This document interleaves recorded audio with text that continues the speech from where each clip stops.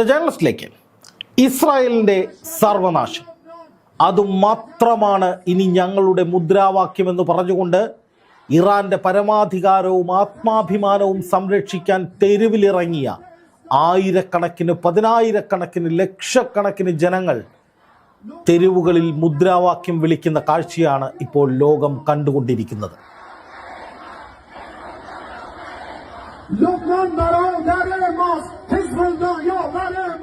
അതെ, ഇറാൻ വീണ്ടും യുദ്ധത്തിനൊരുങ്ങുകയാണ്. അത് തുടങ്ങിക്കഴിഞ്ഞിരിക്കുന്നു. കഴിഞ്ഞ മണിക്കൂറുകളിൽ വന്ന ഏറ്റവും പ്രധാനപ്പെട്ട രണ്ട് വാർത്തകൾ പശ്ചിമേഷ്യയ്ക്കും ലോകത്തിനും വലിയ ആശങ്കയുണ്ടാക്കുന്നതാണ്. അതിലേറ്റവും ആദ്യത്തേത് കേരളത്തിലെ 24 ന്യൂസ് അടക്കമുള്ളവ റിപ്പോർട്ട് ചെയ്തൊരു വാർത്ത, ഗൾഫിലേക്ക് വീണ്ടും വെടിനിർത്തൽ കരാർ ലംഘിച്ച് ഇറാൻ ആക്രമണം നടത്തി എന്നതായിരുന്നു. കുവൈറ്റിൽ കനത്ത ആക്രമണം നടന്നുവെന്ന് പ്രതിരോധ വകുപ്പ് പറഞ്ഞുവെന്നും സൗദിയിലേക്ക് 9 ഡ്രോണുകൾ അയച്ചിട്ടുണ്ട് ഇറാനെന്നും ബഹ്റൈനിലേക്കും ആക്രമണ ശ്രമം ഉണ്ടായി എന്നും മുമ്പ് എങ്ങനെയൊക്കെയാണോ ആക്രമണ ശ്രമങ്ങൾ ഉണ്ടായത് അതൊക്കെ തന്നെ ഇറാൻ തുടരുകയാണെന്നും അതിനെയൊക്കെ നിർവീര്യമാക്കിക്കൊണ്ടിരിക്കുകയാണ് എന്നുമായിരുന്നു ആ റിപ്പോർട്ട്. അത് കേൾക്കുന്ന ഘട്ടത്തിൽ എല്ലാവരും കരുതുക ഇറാൻ യുദ്ധക്കൊതി പൂണ്ട് ഏകപക്ഷീയമായി വെടിനിർത്തലിലേക്ക് കടക്കുകയാണ് എന്നാണ്. പക്ഷേ കാര്യങ്ങൾ അങ്ങനെയല്ല. സംഭവിക്കുന്നത് ഇസ്രായേലിൻ്റെ യുദ്ധക്കൊതിയാണ്. നമുക്കറിയാം, ഇസ്രായേൽ ഹമാസ് യുദ്ധമുണ്ടായ സമയത്തും ഈ യുദ്ധം തുടങ്ങിയ സമയത്തുമൊക്കെ പലതരത്തിലുള്ള വെടിനിർത്തൽ ചർച്ചകൾ പല ഘട്ടങ്ങളിലായി നടന്നിരുന്നു. ഇന്ന് മാത്രമല്ല, ഈ യുദ്ധത്തിൽ ഇപ്പോൾ നടന്നുകൊണ്ടിരിക്കുന്ന അല്ലെങ്കിൽ 2 ആഴ്ച കാലത്തേക്ക് വെടിനിർത്തൽ പ്രഖ്യാപിച്ച ഈ യുദ്ധത്തിലും ഒരു ഘട്ടത്തിൽ ട്രംപ് പറഞ്ഞു ഇറാൻ്റെ ആണവ കേന്ദ്രങ്ങൾ, ഊർജ്ജ കേന്ദ്രങ്ങൾ തുടങ്ങിയവയിലേക്ക് ആക്രമണം നടത്തരുത് എന്ന്. പക്ഷേ അപ്പോഴൊക്കെ സ്ഥിതിഗതികൾ ഗുരുതരമാക്കുന്ന വിധത്തിൽ എന്താണോ നടക്കരുത് എന്ന് ലോകം കരുതുന്നത്, പശ്ചിമേഷ്യ കരുതുന്നത്, അതിന് വിരുദ്ധമായി കടന്നുകയറിയുള്ള ആക്രമണങ്ങൾ നടത്തി പ്രകോപനങ്ങൾ തുടർന്ന് യുദ്ധാന്തരീക്ഷം രൂക്ഷമാക്കുന്നത് ഇസ്രായേലാണ്. ഇസ്രായേൽ ഹമാസ് യുദ്ധത്തിൻ്റെ സമയത്തൊക്കെ പലതവണ ചതിയിലൂടെ തീവ്രമായ ആക്രമണങ്ങൾ നടത്തി സാധാരണക്കാരെ കൊന്നു തള്ളുന്നതിൽ ലഹരി പൂണ്ട ഭീരുത്വം ഇസ്രായേൽ കാണിച്ചിരുന്നു. അതുതന്നെയാണ് ഇപ്പോൾ ആവർത്തിച്ചിരിക്കുന്നത്. ഒരു വെടിനിർത്തൽ കരാർ വന്നു, 2 ആഴ്ചത്തേക്ക് സമാധാനപരമായി പശ്ചിമേഷ്യ മുന്നോട്ട് പോകുമെന്ന് എല്ലാവരും കരുതി. ഇസ്ലാമാബാദിൽ അടുത്ത ദിവസങ്ങളിൽ ചർച്ചകൾ ആരംഭിക്കാനുള്ള കോപ്പുകൂട്ടലുകൾ തുടങ്ങി. ഹോർമുസ് കടലിടുക്ക് അധികം വൈകാതെ തുറക്കും എന്ന നിലയിൽ ഇറാൻ്റെ ഭാഗത്തു നിന്ന് അനുഭാവപൂർണമായ സമീപനമുണ്ടായി.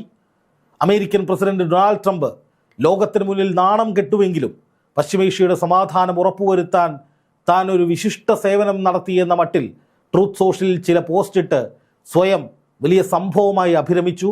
എന്തൊക്കെയായാലും സമാധാനം വരട്ടെ എന്ന നിലയിൽ ലോകം പ്രത്യാശയോടെ ഈ നീക്കങ്ങളെ നോക്കിക്കാണുമ്പോഴാണ് ഇസ്രായേൽ ലെബനനിലേക്ക് അതിതീവ്രമായ ഒരാക്രമണം നടത്തുന്നത്. ആ ആക്രമണം ചെറിയൊരാക്രമണമായിരുന്നില്ല. 10 മിനിറ്റിനുള്ളിൽ ലെബനനിലെ 100-ലധികം കേന്ദ്രങ്ങളിലേക്ക് തുടർച്ചയായ ആക്രമണമാണ് ഇസ്രായേൽ അഴിച്ചുവിട്ടത്. ഇതിൻ്റെ ഭാഗമായി നിലവിലെ കണക്കുകൾ അനുസരിച്ച്, അൽ ജസീറ പറയുന്ന കണക്കനുസരിച്ച് 254 പേർ മരിച്ചിരിക്കുന്നു. ഏതാണ്ട് 1000-ലധികം പേർക്ക് പരിക്കേറ്റു എന്നാണ് പുറത്തു വരുന്ന വിവരം. എന്തിനു വേണ്ടിയാണ് ഇസ്രായേൽ ഒരു വെടിനിർത്തൽ നിലനിൽക്കുമ്പോൾ, ചർച്ചകളിലേക്ക് കാര്യങ്ങൾ കടക്കുമ്പോൾ, ഈ യുദ്ധം തുടങ്ങി വെച്ച അമേരിക്ക തന്നെ ഇതിന് ഒരു വൈൻഡപ്പ് സെഷൻ തീരുമാനിച്ച് ഇറാൻ ഉന്നയിച്ച 10 ആവശ്യങ്ങളും യുക്തിസഹമാണ്, അത് പരിഗണിക്കണം, ചർച്ച ചെയ്യണമെന്ന് പറഞ്ഞുകൊണ്ട് ഒരു യുദ്ധവിരാമത്തിലേക്കോ വെടിനിർത്തലിലേക്കോ കൊണ്ടുപോകുമ്പോൾ, കാര്യങ്ങളെ കൊണ്ടുപോകുമ്പോൾ അത് തിരിച്ചടി കിട്ടി ഇറാൻ്റെ കരുത്ത് കണ്ട് ഭയന്ന് വിറച്ചിട്ടാണെങ്കിലും എണ്ണ വരച്ചിട്ടാണെങ്കിലും മൂക്കുകൊണ്ട് ഗതികെട്ട അവസ്ഥയിലാണെങ്കിലും ട്രംപ് എങ്ങനെയെങ്കിലും ഇതൊന്ന് അവസാനിപ്പിച്ച് ഓടാനുള്ള തയ്യാറെടുപ്പ് നടത്തുമ്പോൾ ഇസ്രായേൽ എന്തിനാണ് ഇറാന് മേൽ ഇത്ര വലിയ പ്രകോപനം ഉണ്ടാക്കിയത്? കാരണം ഇറാനെ സംബന്ധിച്ച് ലെബനനെ അങ്ങനെ കൈവിടാൻ കഴിയില്ല. യുദ്ധം രൂക്ഷമായ ഘട്ടത്തിൽ ഇസ്രായേലിനെ തലങ്ങും വിലങ്ങും പ്രഹരിച്ച് ഇറാന് എല്ലാവിധ പിന്തുണയും കൊടുത്ത് കൂടെ നിന്നവരാണ് ഹിസ്ബുള്ള അല്ലെങ്കിൽ ലെബനനിലെ സേന. അപ്പോൾ സ്വാഭാവികമായിട്ടും ഒരു വെടിനിർത്തൽ കരാർ ഉണ്ടാകുമ്പോൾ ഇറാൻ ഒറ്റയ്ക്ക് രക്ഷപ്പെടുക അല്ലെങ്കിൽ ഇറാനെതിരായ ആക്രമണങ്ങൾ ഉണ്ടാകരുത്, മറ്റുള്ളവർക്കൊക്കെ എതിരെ ആക്രമണം നടത്തിക്കോളൂ എന്ന് പറയില്ല. അപ്പോൾ ആ 10 നിർദ്ദേശങ്ങളിൽ കൃത്യമായി ഇറാൻ പറഞ്ഞിരുന്നു, ഞങ്ങളുടെ മറ്റ് സൈനിക കേന്ദ്രങ്ങളിലേക്ക് അല്ലെങ്കിൽ ഞങ്ങളുടെ മറ്റ് ഗ്രൂപ്പുകളിലേക്കൊന്നും എവിടേക്കും ആക്രമണം ഉണ്ടായത് സമ്പൂർണ്ണമായി 2 ആഴ്ച വെടിനിർത്തൽ വേണമെന്നായിരുന്നു ഇറാൻ ആവശ്യപ്പെട്ടത്. അത് ഏതാണ്ട് അമേരിക്ക അംഗീകരിക്കുന്ന ഘട്ടത്തിലേക്ക് കാര്യങ്ങൾ പോവുകയും ചെയ്തിരുന്നു. പക്ഷേ അതിനിടയിലാണ് ഇപ്പോൾ ഇസ്രായേൽ പൊടുന്നനെ യുദ്ധാന്തരീക്ഷം അതിരൂക്ഷമാക്കുന്ന വിധത്തിൽ ലെബനനിലേക്ക് കടന്നു കയറി ആക്രമണം നടത്തിയിരിക്കുന്നത്. അതേ തുടർന്നാണ് ഇറാൻ പ്രകോപനത്തോടു കൂടി തന്നെ നേരത്തെ തുടർന്ന ആക്രമണങ്ങളുടെ തുടർച്ചയായി ഗൾഫ് മേഖലയിലേക്ക് ആക്രമണ ശ്രമങ്ങൾ നടത്തിയിരിക്കുന്നത് എന്നതാണ് ഇപ്പോൾ പുറത്തു വരുന്ന വിവരം.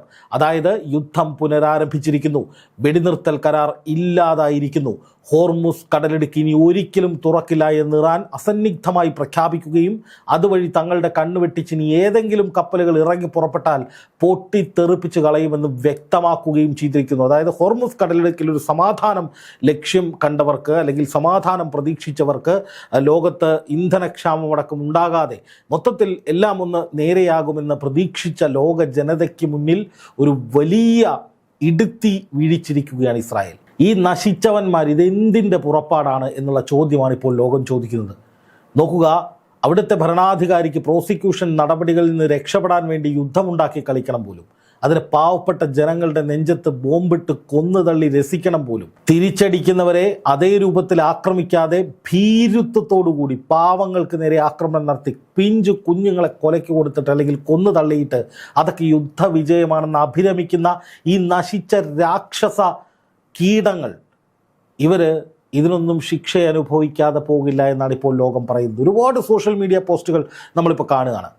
കാരണം ഒരു സമാധാന അന്തരീക്ഷത്തിലേക്ക് പോയ ഈ ലോകക്രമത്തെ പൊടുന്നനെ വീണ്ടും പ്രകോപനപരമായി യുദ്ധാന്തരീക്ഷത്തിലേക്ക് തള്ളിവിടുന്ന നെറികെട്ട പണിയാണ്, ഈ ലോകത്തോടുള്ള ചതിയാണ് ഇപ്പോൾ ഇസ്രായേൽ ചെയ്തിരിക്കുന്നത്. അമേരിക്ക ഇസ്രായേലിൻ്റെ വാക്ക് കേട്ട് ഇറങ്ങിത്തിരിച്ചൊടുവിൽ 8ൻ്റെ പണി 18ആയി തിരിച്ചു കിട്ടി ലോകത്തിന് മുന്നിൽ ട്രംപ് എന്ന ലോക നേതാവെന്ന് സ്വയം അഭിനയിക്കുന്ന നേതാവ് ഒരു കോമാളി ബഫൂൺ കണക്കായി മാറുന്ന സാഹചര്യം ഉണ്ടായി എന്ന് സകലരും വിലയിരുത്തുന്ന ഘട്ടത്തിൽ ട്രംപ് തന്നെ എങ്ങനെയെങ്കിലും ഇതൊന്ന് വൈൻഡപ്പ് ചെയ്ത് തടിയൂരാൻ നോക്കുമ്പോൾ ട്രംപിനെ കൂടി വീണ്ടും കുടുക്കി പിടിച്ചകത്തിട്ടിരിക്കുകയാണ് ഇറാൻ എന്ന് പറഞ്ഞാലും ഒട്ടും അതിശയോക്തി വേണ്ട. അതാണിപ്പോൾ സംഭവിച്ചിരിക്കുന്നത്. ഇനി ഇറാൻ എടുത്തിരിക്കുന്ന ഒരു തീരുമാനം ഇസ്രായേലിൻ്റെ സർവനാശം എന്നതാണ്.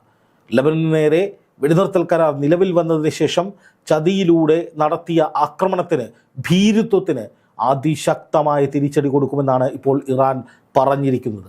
അതുകൊണ്ട് തന്നെ വെടിനിർത്തൽ കരാർ എന്നത് ഇനി എത്രത്തോളം മുന്നോട്ട് പോകുമെന്നതിൽ ഒരു സംശയവും വേണ്ട. വെടിനിർത്തൽ കരാർ അവസാനിച്ചിരിക്കുന്നു എന്ന നിലയിലേക്ക് തന്നെയാണ് വിലയിരുത്തൽ വരുന്നത്.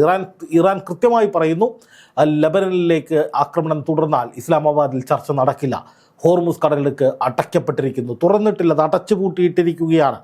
നോക്കുക, ഇറാൻ നിശബ്ദമായി നിന്നപ്പോൾ സകലരും വെടിനിർത്തൽ കരാർ എന്നതിലേക്ക് പിന്മാറിയപ്പോഴാണ് ആ ഗ്യാപ്പിൽ ഭീരുക്കളായി ഇസ്രായേൽ ലെബനിൽ കയറി ആക്രമണം നടത്തിയത്. അതിന് അവരുടേതായ ജസ്റ്റിഫിക്കേഷൻ ഉണ്ടാകും, കാരണം ഇസ്രായേലിലേക്ക് ലെബനിൽ ആക്രമണം നടത്തി. പക്ഷേ ഈ യുദ്ധം തുടങ്ങിയത് ഇസ്രായേലാണ്, അതാണ് പറയേണ്ടത്.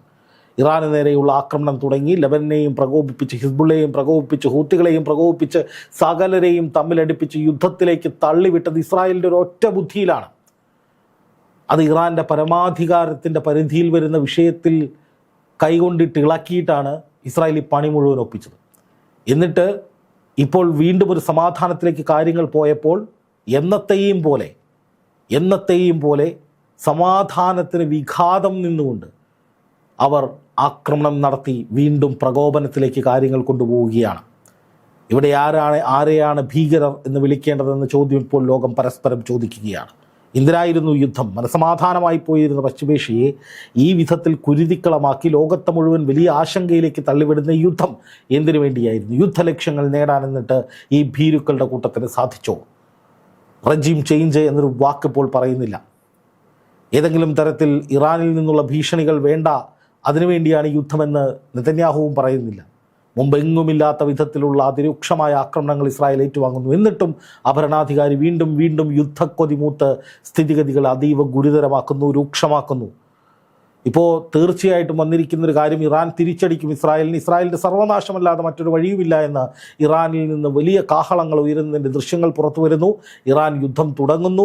ഹോർമുസിൽ വലിയൊരു പൊട്ടിത്തെറി ഉണ്ടാകുന്നു. ഇനി അവിടെ തുറക്കില്ല, അവിടെ കപ്പലുകൾക്ക് നേരെ ആക്രമണം ഉണ്ടാകുമെന്നൊക്കെ നിലയിൽ അലങ്കാരികമായി പറയുകയാണ്. അതൊരു വലിയ വിസ്ഫോടനമാണ് ഉണ്ടായിരിക്കുന്നത്. സമാധാനത്തിൽ നിന്ന് സമാധാനമില്ലായ്മയിലേക്ക് പൊടുന്നനെ ഒരു ഷിഫ്റ്റ്. ഇനി ഇത് പരിഹരിക്കാൻ ആരെക്കൊണ്ട് കഴിയും? ഇസ്രായേൽ ഇനിയും ആക്രമണങ്ങൾ നടത്തുമെന്ന് പ്രഖ്യാപിക്കുമ്പോൾ, ഇറാൻ തിരിച്ചടിക്കുമെന്ന് പറയുമ്പോൾ അമേരിക്കയ്ക്ക് സ്വാഭാവികമായും ഇസ്രായേലിനെ സഹായിക്കാൻ വീണ്ടും ആക്രമണങ്ങൾ നടത്തേണ്ടി വരും, യുദ്ധം പുനരാരംഭിക്കേണ്ടി വരും. അതിനു മുമ്പ് തന്നെ ഇറാൻ ആ ശ്രമങ്ങൾ തുടങ്ങി എന്നാണ് പറയുന്നത്. അപ്പം അങ്ങനെ വരുമ്പോൾ സമാധാനം എന്നത് വീണ്ടും വളരെയേറെ അകലെയാണ്.